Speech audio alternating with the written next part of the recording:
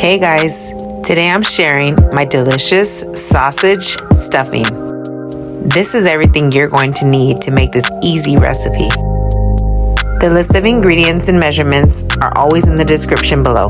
The first step is to cut up your bread. Cut it into bite-sized pieces. Bake it at 400 for 10 minutes.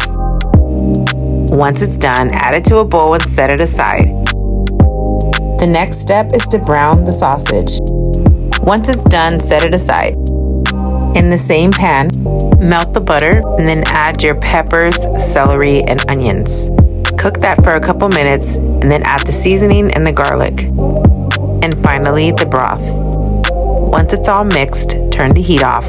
Add that liquid to the bowl along with the sausage and the egg. Mix everything together really well. Place that mixture into a baking pan.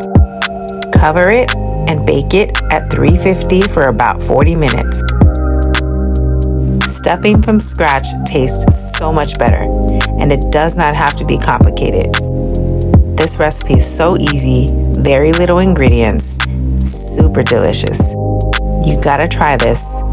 Thanks for watching.